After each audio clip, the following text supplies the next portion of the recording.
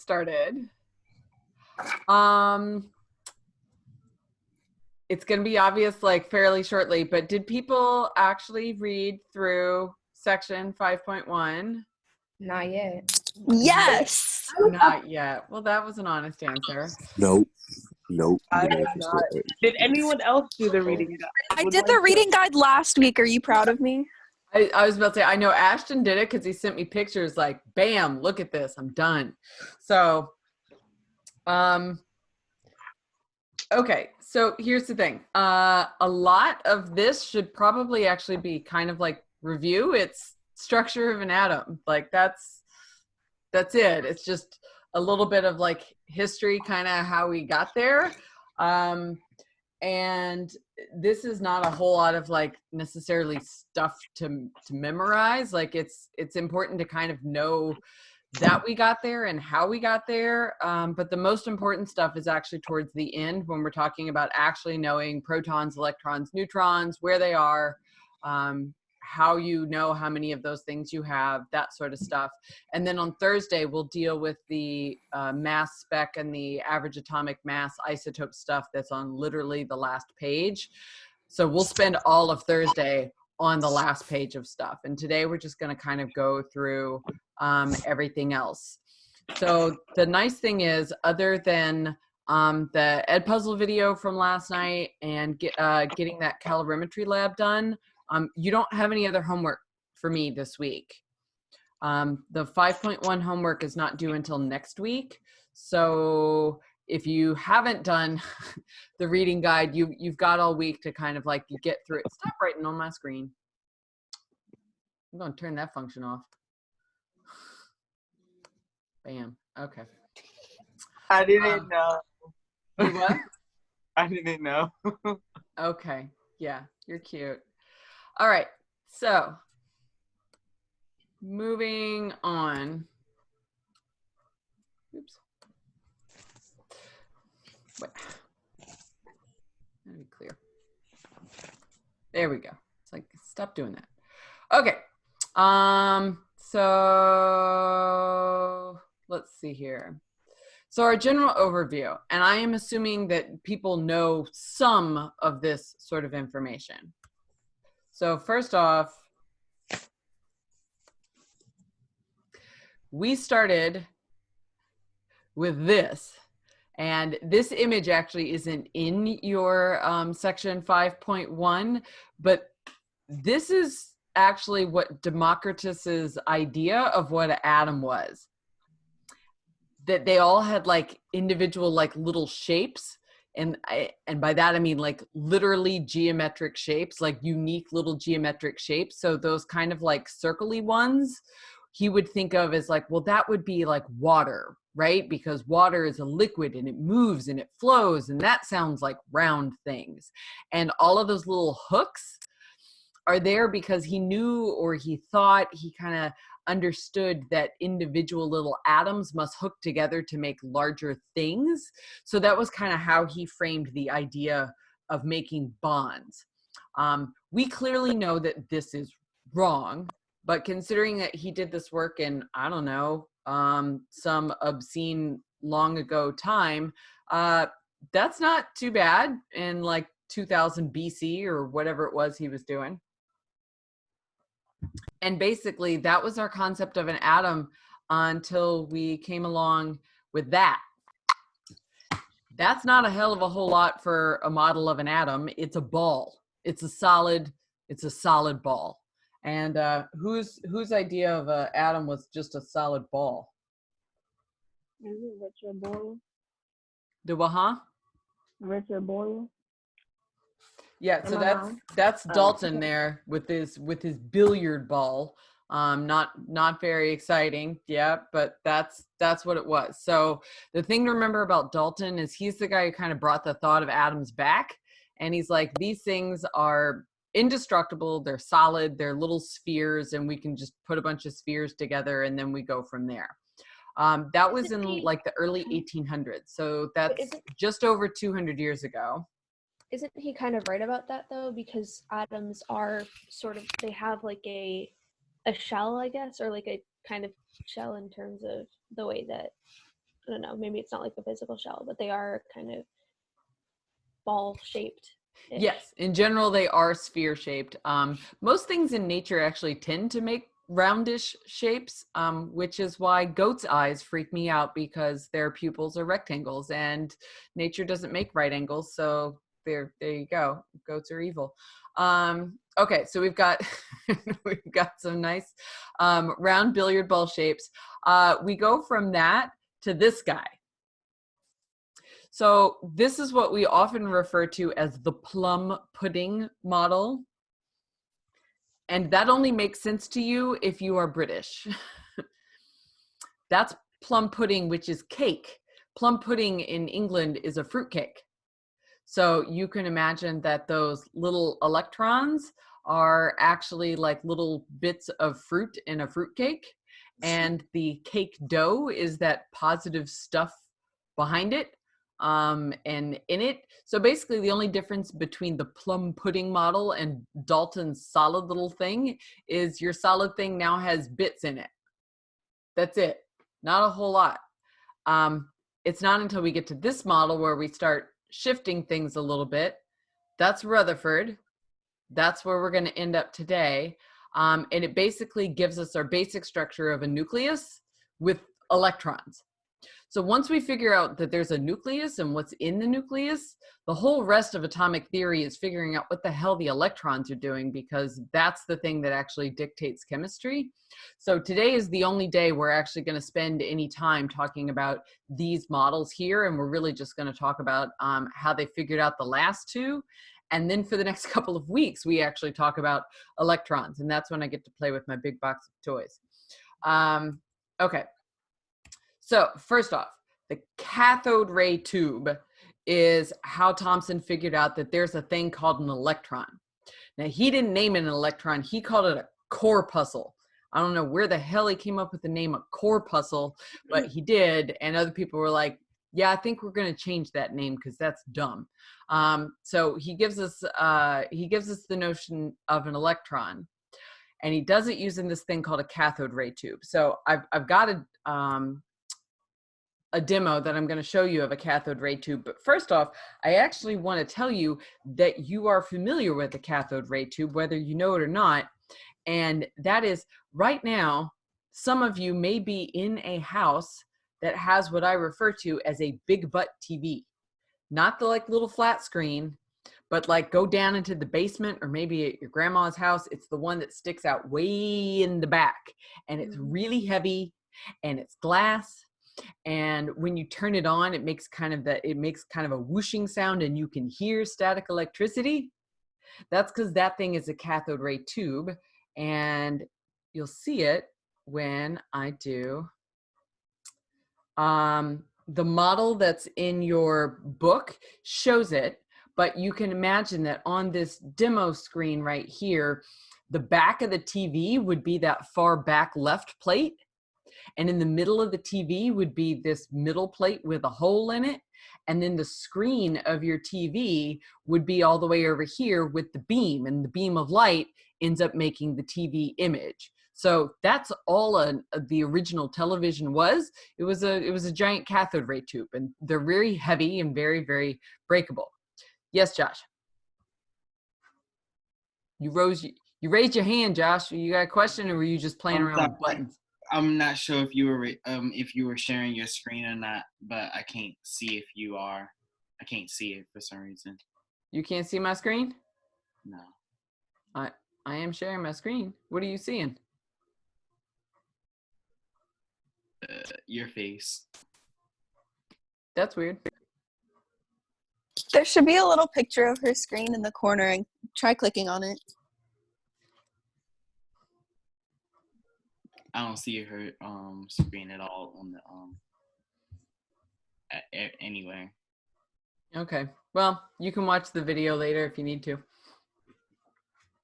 Okay, so basically how this ended up happening is Thomson didn't come up with these tubes. Somebody else did. But Thomson played with them more than other people. So you got this beam, and the main thing that he did is he started playing around with magnets in this beam. And so what he did is he decided that, you know, if you actually play around, come on, and give some charge on this thing, you can bend the beam. And I don't know if you've ever played with your television and a magnet, but if you play with your television and a magnet, you can also bend the beam. You can change the image, you can warp it, right? Question. Yes. Does that apply to new televisions too? I don't know. I don't own a television and I haven't played with televisions, new televisions. The last television I owned was a big butt TV. So I'm going to guess no. Because that would be That's something. sad. Well, yeah, but the other thing is you could actually ruin the TV because then it would be forever warped if you're not careful. So, you know, Okay. there is that. Okay, so here's the thing: if you are bending this image, you need to know about charges. So this beam is going towards the positive plate and away from the negative plate. If it's going towards the positive plate, is it attracted to the positive or repelled from the positive? Attracted. It is attracted to the positive. So what type of charge is attracted to positive? Negative. Yes. So you have to remember that opposite charges are going to attract. So what basically he was able to prove was that this beam that's coming out is negative. So he proved it is negative fairly easily by just using these magnetic fields. So the difference is, and kind of what makes this surprising, is there was nothing else in this tube other than these two pieces of metal. So what he was able to show was that actually these beams that were coming off were some part of the metal, and it was a negative part of the metal. And so he was like, well, it's got to be little chunks out of the atom. So that's kind of all we know him for, and that's cool. That's his experiment there. So I don't want to spend too much more time on it because that's kind of all you need to know there. And then the next thing is Rutherford's experiment. So the gold foil experiment, and this is something that frustrates me to no end with my regular students. So we talk about the gold foil experiment, and I say, hey, what element did he use in the gold foil experiment? And they tell me aluminum. But it's not, it was gold, because that's why it's in the name. But in the gold foil experiment, he figures out three things here. The atom is mostly empty space, which is weird, and I'll explain why that's weird in a minute. All the positive charge is actually in the center, and all of the mass is in the center. So it's kind of like you take Dalton's billiard ball, but squish it all up and stick all of the mass in this tiny, tiny little spot. And then the rest of it is like, well, sure, there's just some electrons, but we don't really know where they are. The weirdest thing about this notion is the first thing, the notion that an atom is mostly empty space. Because what that is saying is that everything in the universe is made of atoms, right? All matter is made of atoms. And atoms are actually mostly empty space, which means, in theory, everything is mostly empty space because everything is made out of atoms.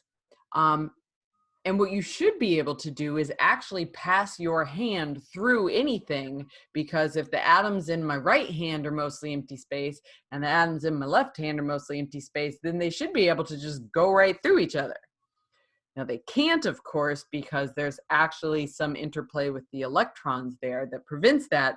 But if you get down into the tiny, tiny, tiny, tiny, you're empty. Whatever that means philosophically for you, go for it. But atoms are mostly empty space.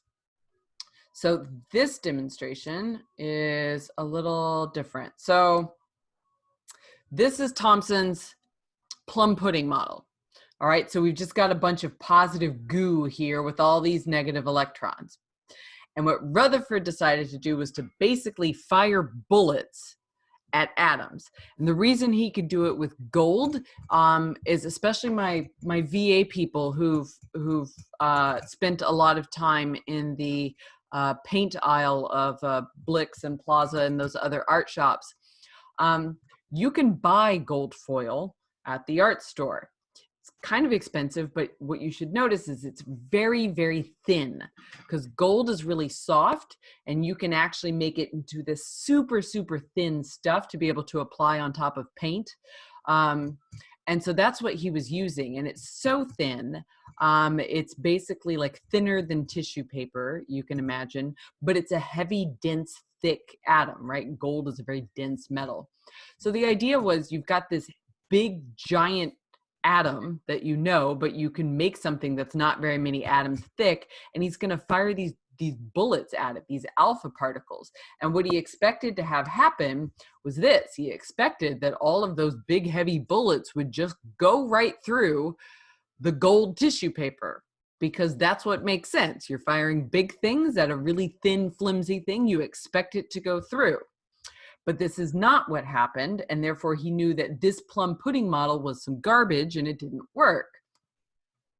So this is what he had instead.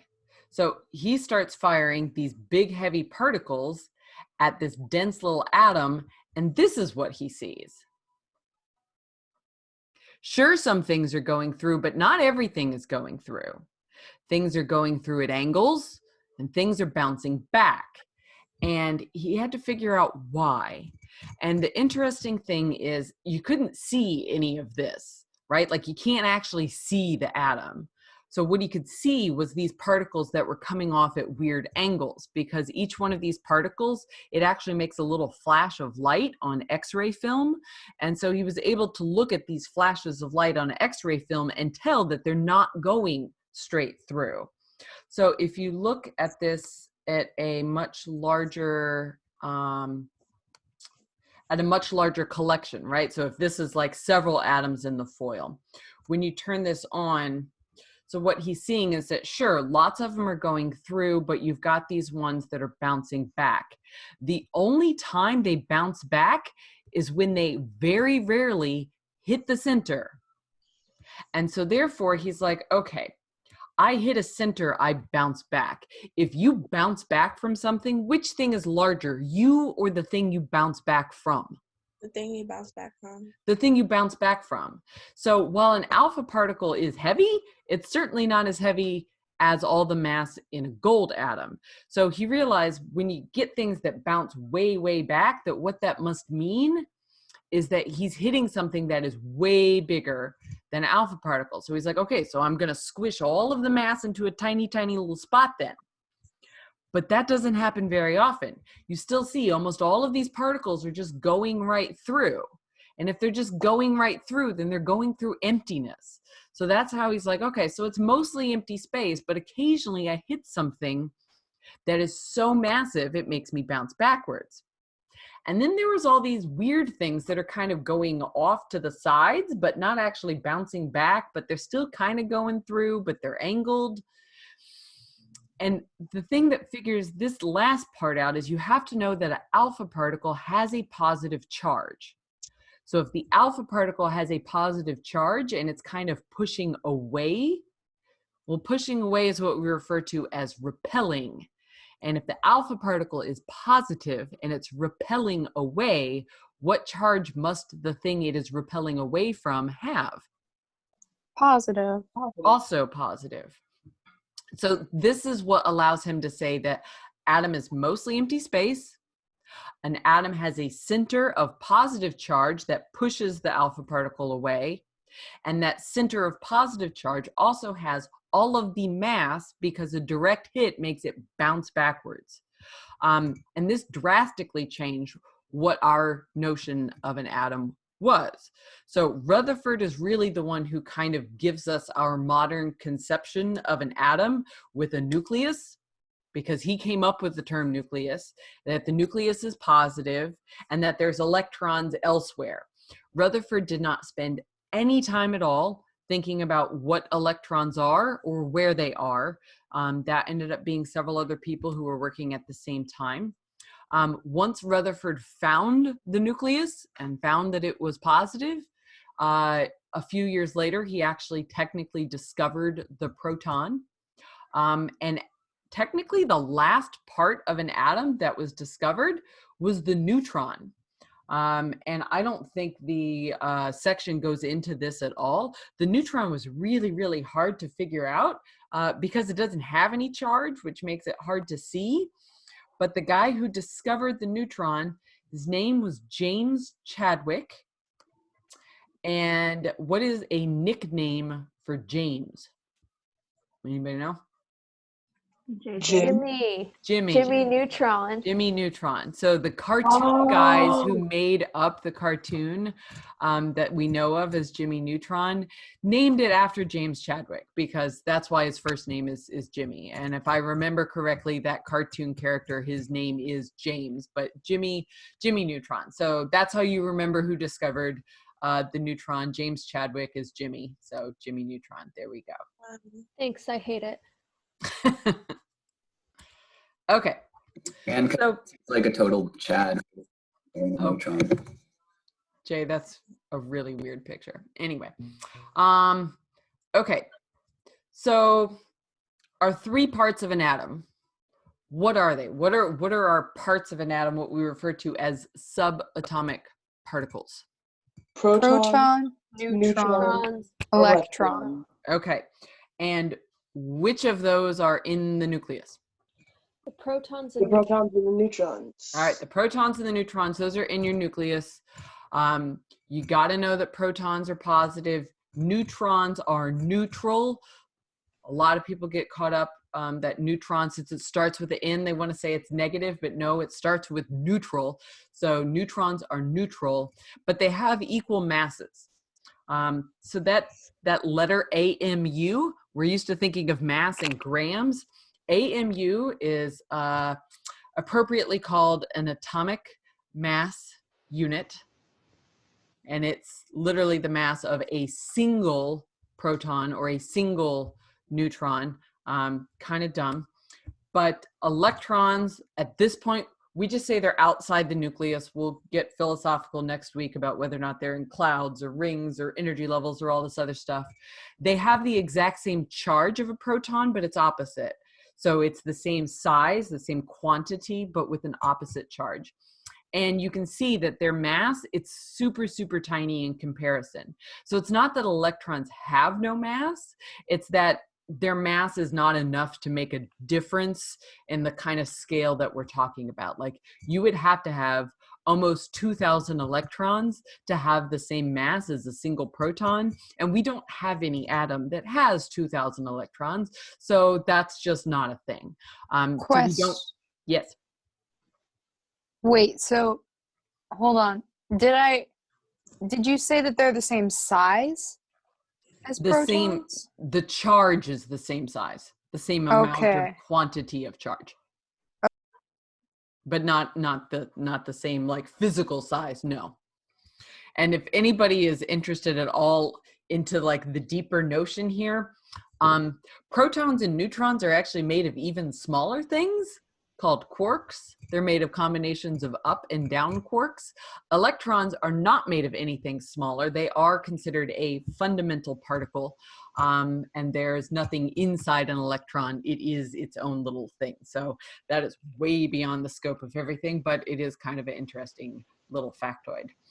So protons, neutrons, and electrons. I am assuming that people are familiar with those and how to get those, maybe? The periodic table directly tells you which of those things. So you can get protons and electrons from the atomic number because that is the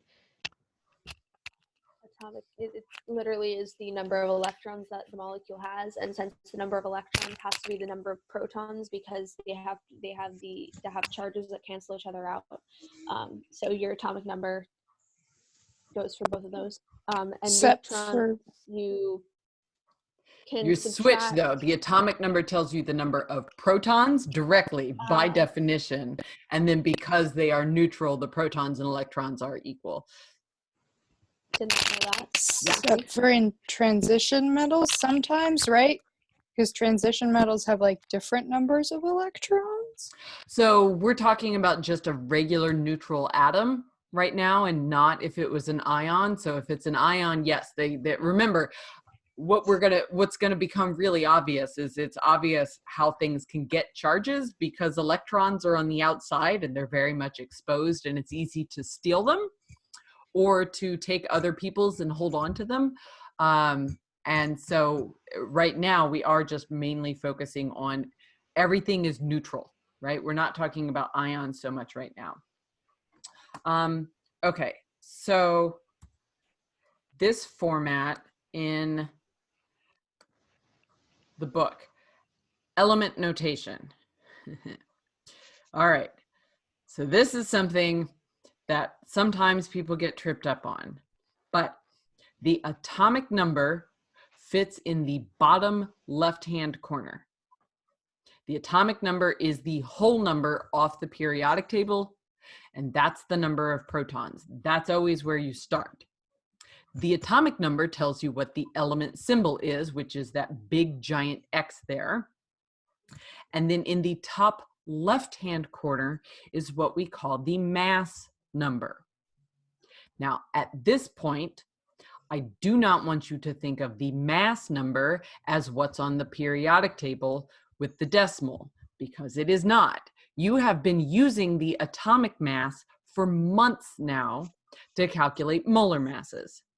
And the atomic mass is a different thing from the mass number.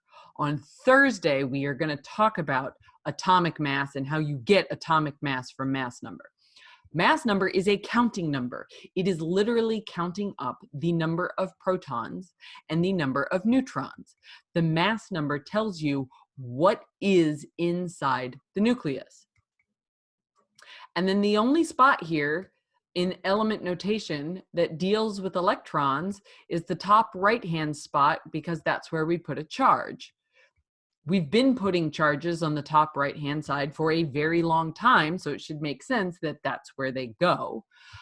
We don't write 0 when there's no charge. We just don't put anything. Is kind of how that ends up working. So I want to go over really fast and show my own screen. All right, so is everybody looking at me? Hey. Okay, so you see my lovely giant circle here. My lovely giant circle, this is an atom, okay? So this big black dot would be considered what part of the atom? The nucleus. Nucleus. The nucleus, okay. The nucleus. All right, so that's a what? It's kind of hard to see. Proton. It's a proton, and how do I know it's a proton? Because it has a plus sign. It has a positive E. charge. It's plus sign. All right, that guy, Neutron. neutron, because it's got nothing.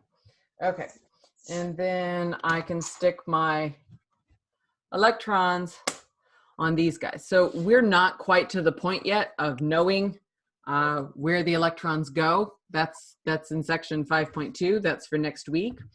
But what you should be able to do is think about the things in the nucleus.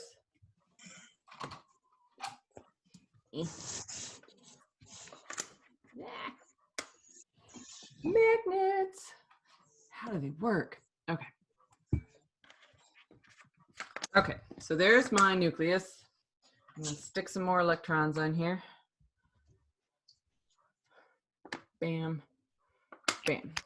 Okay, so if you count up really fast, what element is this and how can you tell? Lithium, because it has 3 things. And it's Yes. hydrogen, helium, lithium. Okay, so it's lithium because it's got 3 protons. What is the mass number of this element, not looking at your periodic table, but literally looking at the thing in my hands? 3. 8. No, 7. 7. 7. The atomic number is 3. The atomic number counts for just those 3, right? That's the atomic number. The mass number includes these guys. So the atomic number only includes the protons? Yes, ma'am. Okay. Question. Yes. How do you know how many neutrons are in a thing? Like, because there's 4, and that seems weird. Not going with the theme. You have to be told either the mass number or you have to be told the number of neutrons. There's no way to independently know because there's actually different numbers of neutrons. And here's how I describe what neutrons are. Neutrons are nucleus glue. Because in theory, if I just had all those positive things there, these should not want to be together because they're all positive. They should repel apart and be like, I'm not doing that. But that's not the case. They do stick together, and they stick together because neutrons are nucleus glue. And you know that the more things you're trying to glue together, the more glue you actually need. So when you look at your smaller elements, they tend to have about the same number of protons and neutrons. So like oxygen is 8 and 8, and carbon is 6 and 6, and nitrogen is 7 and 7. But once you get to bigger elements, you start having more neutrons than protons because you need more glue to hold the thing together. That's kind of really beyond what we talk about, but that is in general what ends up happening. So again, you're not going to have to guess what the number of neutrons is. I will always give you either the mass number or I will tell you explicitly what the number of neutrons are. Okay? Thank you. Okay, so I actually want to switch over to my iPad and blah, blah. Do I trust you? Do I trust you? Yes, I do. Okay, so these are the practice problems on page 267. So if you have this in front of you, great. If not, you can catch up and write it down later. But this is basically going back and forth between element notation and protons, neutrons, and electrons. So looking at number 1, let's do the same part on all 3 of these. So if I'm looking at all of these, what is the number of protons in this first one? Which 20. of those numbers is it? 20. It is 20 because it's always this bottom number, always. So then in B, what is the number of protons? 52. 52, because again, it's that. And in the last one? 24.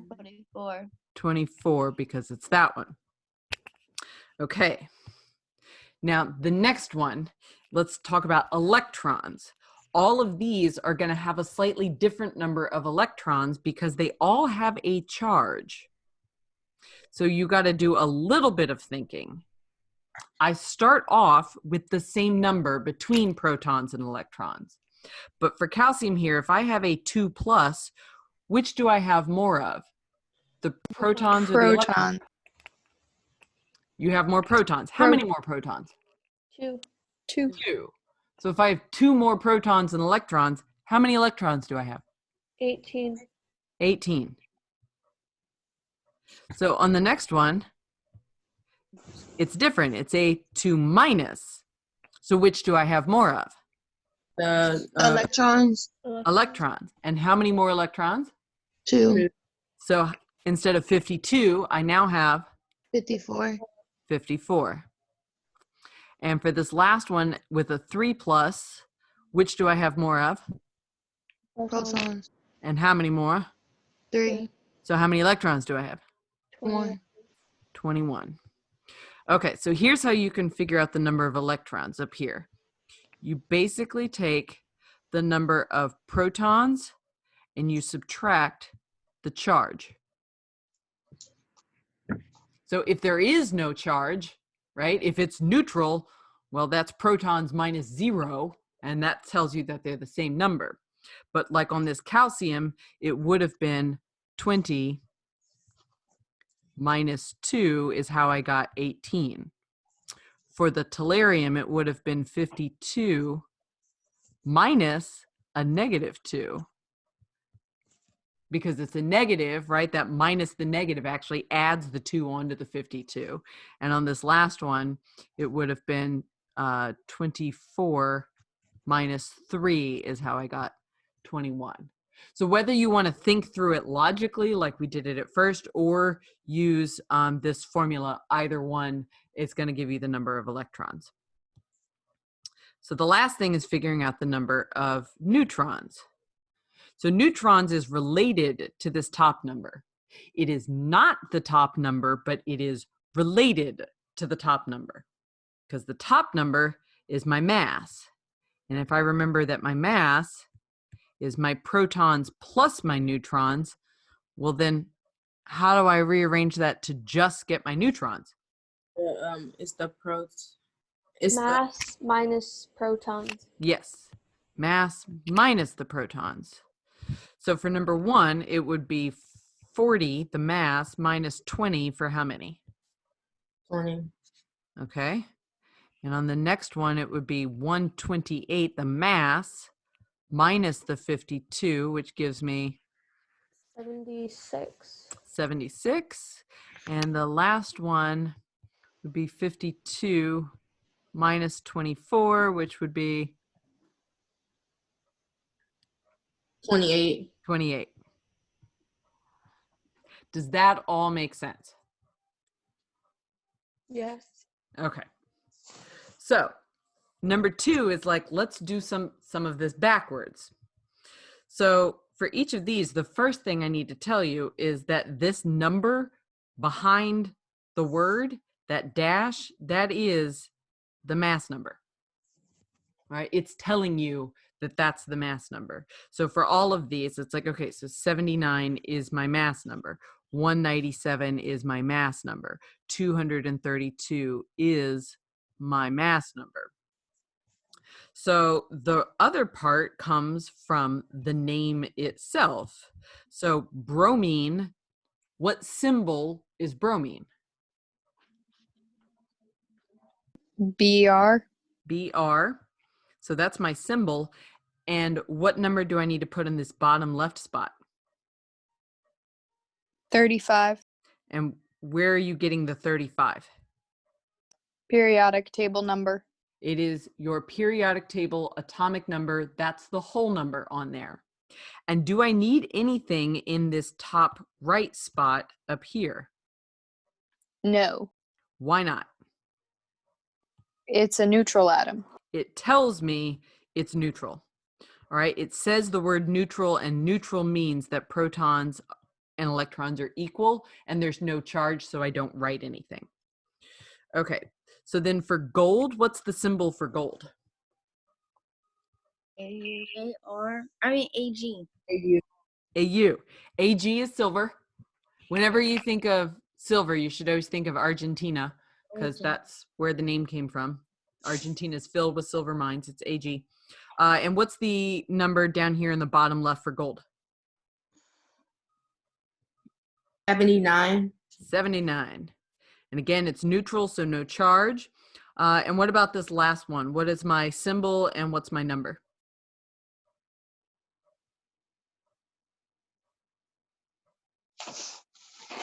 You may have to hunt for that one.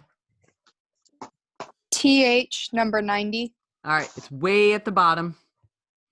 Thorium. That was my costume this year, right? I was thorium this year. It's radioactive. It's all the way down there. Okay, so this last thing, this chart. So again, there are some things that go together which make this easy. Atomic number and number of protons are the same thing, right? For my mass number is always my protons plus my neutrons. My neutrons is always my mass number minus my protons. And my number of electrons, again, is my number of protons minus the charge. And then the notation just kind of puts it all together. So this first one, I didn't give you anything other than the notation. So looking at the notation, what's my atomic number? 42. 42. So what column can I also automatically fill out? The number of protons. The number of protons, because they should be the same. And then looking at this, what is my mass number from the notation? 95. 95. So to figure out my neutrons, it is 95 minus 42, which would be 53. 53. And lastly, what would be my number of electrons there? 42. 42. There's no charge. Is 42 because there is no charge. All right, that's an understood 0 up there. So then for the next one, we can work backwards a little. How am I going to get the atomic number here? It's 34. It's 34 because, again, these two columns are exactly the same.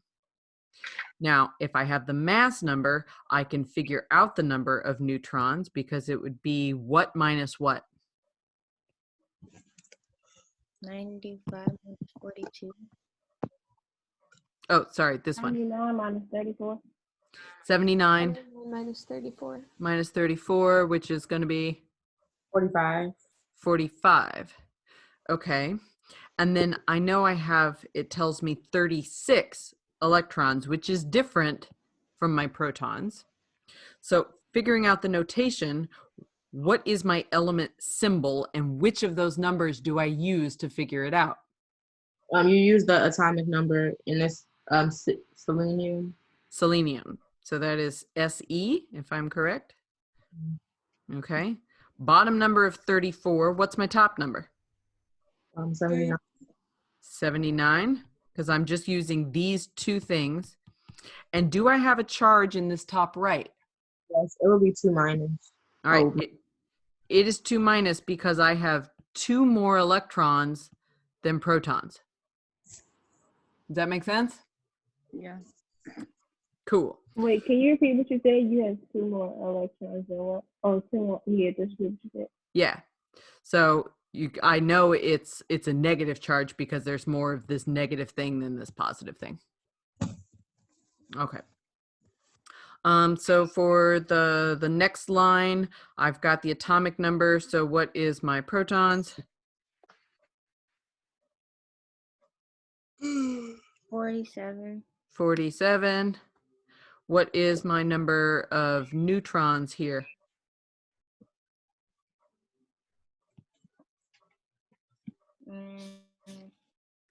It would be like 59. No. 2. It does end in a 2.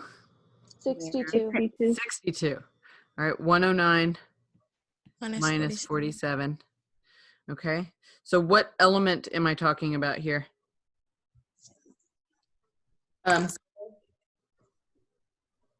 What's my symbol? Silver. Ag. Ag. All right, the 47 at the bottom, 109 at the top, and do I have a charge? Yes, Plus 1. It is a plus 1, My- right? Plus 1. Okay, so that's it for today. We can stop that. Let me switch back over to this. We did that. Okay, so these are just our last reminders. I do have 2 sets of office hours today.